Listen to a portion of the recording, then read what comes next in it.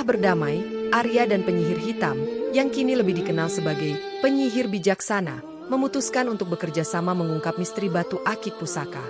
Mereka percaya bahwa jawaban atas semua pertanyaan mereka terletak di Kota Mati, sebuah kota kuno yang konon terkubur di bawah reruntuhan hutan belantara. Hutan belantara yang lebat menjadi gerbang menuju Kota Mati. Pohon-pohon raksasa menjulang tinggi, akar-akarnya menjalin seperti jaring raksasa, dan sinar matahari sulit menembus kanopi daun yang rapat. Udara terasa lembab dan dingin, diiringi suara gemericik air sungai kecil yang mengalir di antara pepohonan. Perjalanan mereka dimulai dengan penuh semangat. Arya, dengan kekuatan batu akik pusaka di tangannya, membuka jalan melalui hutan. Cahaya berkilauan memancar dari batu akik itu, menerangi kegelapan hutan dan mengusir makhluk-makhluk menyeramkan yang bersembunyi di balik pepohonan. Penyihir bijaksana mengikuti di belakangnya, tongkat sihirnya menyala redup, menerangi jalan di depannya. Penyihir bijaksana, dengan pengetahuan luasnya tentang sihir kuno, memandu mereka melewati jebakan-jebakan berbahaya yang tersembunyi di dalam hutan. Semakin dalam mereka masuk ke hutan, semakin terasa aura mistis yang menyelimuti mereka. Suara-suara aneh terdengar dari kejauhan, seperti tangisan makhluk gaib atau derit ranting yang patah. Sesekali, mereka melihat kilasan cahaya di antara pepohonan, seolah ada sesuatu yang sedang mengintai mereka dari kegelapan. "Hati-hati, Arya," ujar penyihir bijaksana. "Hutan ini penuh dengan bahaya. Kita harus tetap waspada." Arya mengangguk. Ia merasakan kekuatan batu akik pusaka mengalir deras di dalam tubuhnya, memberinya kekuatan dan keberanian untuk menghadapi segala rintangan. Namun, perjalanan mereka tidak semulus yang mereka harapkan. Kabar tentang keberadaan batu akik pusaka telah menyebar ke seluruh penjuru dunia. Banyak orang jahat yang tergiur oleh kekuatan batu akik itu, termasuk seorang pemburu harta karun yang licik bernama Razan. Razan telah lama mengincar batu akik pusaka. Ia mengumpulkan sekelompok pencuri dan bandit untuk memburu Arya dan merebut batu akik tersebut. Dengan menggunakan berbagai macam jebakan dan sihir hitam, Razan berusaha menghentikan perjalanan Arya dan penyihir bijaksana. Saat Arya dan penyihir bijaksana asyik berbicara, tiba-tiba sekelompok bandit muncul dari balik semak-semak. Mereka adalah kaki tangan Razan, pemburu harta karun yang mengincar batu akik pusaka. Dengan pedang dan tombak di tangan, mereka langsung menyerang Arya dan penyihir bijaksana. Pertempuran sengit pun terjadi. Hutan yang tadinya sunyi seketika berubah menjadi medan perang. Sinar matahari menembus dedaunan, menciptakan corak-corak yang menari-nari di tanah hutan yang lembab. Suara pedang beradu dengan tombak, teriakan, dan mantra sihir memenuhi udara. Arya, dengan lincah menghindari serangan para bandit, sambil sesekali melesatkan serangan balik menggunakan kekuatan batu akik pusakanya. Cahaya biru berkilauan keluar dari tangannya, membentuk pedang energi yang menyayat udara. Setiap tebasan pedang energinya mampu melumpuhkan beberapa bandit sekaligus. Sementara itu, penyihir bijaksana tidak tinggal diam. Tongkat sihirnya menyala terang, meluncurkan bola api, petir, dan angin puting beliung yang menghantam para bandit. Mantra-mantra sihirnya yang rumit membuat para bandit kewalahan. Di tengah kerumunan, Razan, sang pemimpin bandit, menyeringai licik. Ia mengeluarkan sebuah tongkat sihir hitam yang memancarkan aura jahat. Dengan sekuat tenaga, ia meluncurkan mantra sihir yang sangat kuat, menciptakan sebuah penghalang sihir yang melindungi dirinya dan para anak buahnya. Arya dan penyihir bijaksana berusaha menembus penghalang sihir itu, namun sia-sia. Penghalang itu terlalu kuat untuk dihancurkan. Saat mereka mulai kehabisan tenaga, tiba-tiba tanah di bawah kaki mereka bergetar. Sebuah pohon besar tumbang, menimpa beberapa bandit dan menghancurkan penghalang sihir.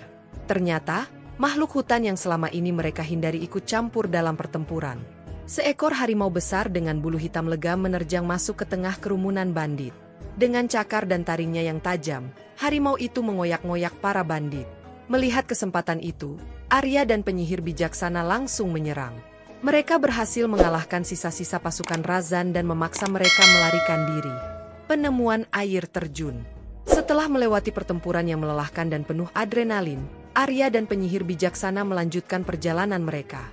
Hutan belantara semakin lebat, sinar matahari semakin sulit menembus kanopi daun, dan udara semakin lembab.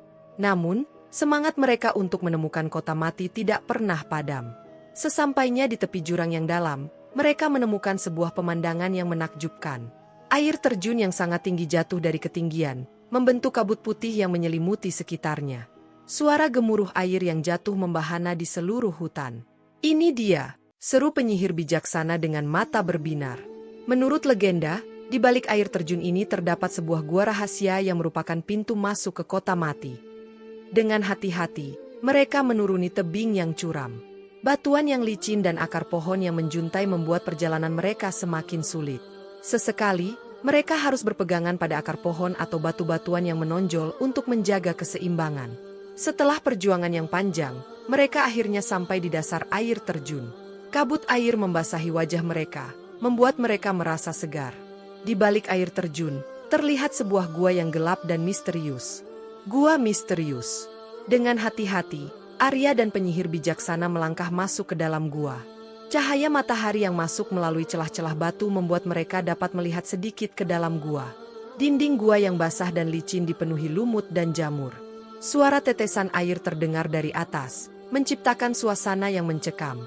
Mereka berjalan menyusuri lorong-lorong sempit, melewati ruangan-ruangan yang gelap gulita.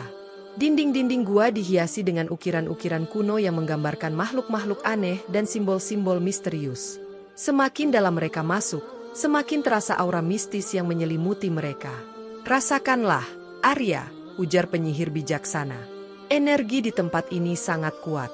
Ini adalah tempat yang penuh dengan misteri." Arya mengangguk. Ia merasakan sensasi yang aneh di dalam tubuhnya. Seolah-olah ada kekuatan misterius yang menariknya ke dalam gua. Penemuan mengejutkan. Tiba-tiba, mereka mendengar suara langkah kaki dari kejauhan. Mereka berhenti dan menempelkan telinga di dinding gua. Suara itu semakin jelas, mendekat ke arah mereka. Dengan jantung berdebar kencang, mereka mengintip dari balik sudut. Mereka melihat sekelompok makhluk aneh yang sedang berjalan menuju arah mereka. Makhluk-makhluk itu memiliki tubuh yang kurus tinggi, mata besar yang bersinar dalam gelap, dan kulit yang berwarna hijau pucat. Mereka mengenakan pakaian terbuat dari kulit binatang dan membawa senjata-senjata tajam. "Siapa mereka?" tanya Arya dengan suara berbisik. "Aku tidak tahu," jawab penyihir bijaksana. "Mungkin mereka adalah penjaga kota mati." Arya dan penyihir bijaksana harus bersiap menghadapi makhluk-makhluk aneh ini. Mereka tidak tahu apa yang akan terjadi selanjutnya, tetapi mereka yakin bahwa petualangan mereka belum berakhir. Perjanjian dengan penjaga kota mati. Arya dan penyihir bijaksana menatap kelompok makhluk aneh di hadapan mereka dengan penuh kewaspadaan. Makhluk-makhluk itu mengamati mereka dengan tatapan dingin dan penuh arti. Setelah beberapa saat hening, salah satu dari mereka, yang tampak lebih tua dan lebih bijaksana dari yang lainnya, maju ke depan. "Siapa kalian?" tanya makhluk itu dengan suara serak. "Dan apa yang kalian lakukan di tempat suci ini?" Arya dan penyihir bijaksana saling pandang, kemudian Arya maju selangkah. "Kami datang ke sini untuk mencari asal-usul batu akik pusaka," jawab Arya. "Kami percaya bahwa jawaban atas semua pertanyaan kami ada di kota mati." Makhluk tua itu mengangguk perlahan. "Kota mati memang menyimpan banyak rahasia," katanya. "Namun, tidak semua orang bisa masuk ke tempat ini. Kami datang dengan niat baik," kata penyihir bijaksana. "Kami hanya ingin mengetahui kebenaran." Setelah berdiskusi panjang, akhirnya tercapai kesepakatan. Makhluk-makhluk itu setuju untuk membawa Arya dan penyihir bijaksana ke kota mati dengan syarat mereka harus melewati beberapa ujian. Ujian-ujian itu bertujuan untuk menguji keberanian, kecerdasan, dan kemurnian hati mereka. Ujian pertama, labirin misteri. Ujian pertama yang harus mereka hadapi adalah labirin misteri. Labirin itu terbuat dari dinding batu yang tinggi dan gelap. Di dalam labirin, terdapat banyak sekali jalan buntu dan jebakan yang mematikan. Mereka harus menemukan jalan keluar dari labirin dalam waktu yang terbatas. Arya dan penyihir bijaksana bekerja sama untuk menyelesaikan ujian ini. Arya menggunakan kekuatan batu akik pusakanya untuk menerangi jalan, sementara penyihir bijaksana menggunakan sihirnya untuk mendeteksi jebakan. Setelah melewati berbagai rintangan, mereka akhirnya berhasil menemukan jalan keluar dari labirin. Ujian kedua, pertanyaan sulit. Ujian kedua adalah ujian pengetahuan. Mereka harus menjawab pertanyaan-pertanyaan sulit tentang sejarah kota mati dan kekuatan sihir. Pertanyaan-pertanyaan itu sangat sulit, bahkan bagi seorang penyihir sekalipun. Arya dan penyihir bijaksana berusaha sekuat tenaga untuk menjawab semua pertanyaan itu. Mereka mencari jawaban di dalam buku-buku kuno yang mereka temukan di sepanjang perjalanan. Dengan kerjasama yang baik, mereka berhasil melewati ujian ini. Ujian ketiga, pertempuran akhir. Ujian terakhir adalah pertempuran. Mereka harus melawan juara dari makhluk-makhluk itu dalam sebuah duel 1 lawan 1. Arya melawan juara yang memiliki kekuatan fisik yang sangat kuat, sementara penyihir bijaksana melawan juara yang memiliki kekuatan sihir yang dahsyat. Dengan keberanian dan kecerdasan, Arya dan penyihir bijaksana berhasil memenangkan pertempuran. Mereka telah membuktikan bahwa mereka layak untuk memasuki kota mati. Akhirnya, setelah melewati berbagai rintangan, Arya dan penyihir bijaksana akhirnya sampai di kota mati. Kota itu tersembunyi di balik air terjun yang sangat tinggi. Kota mati tampak begitu megah namun juga menyeramkan.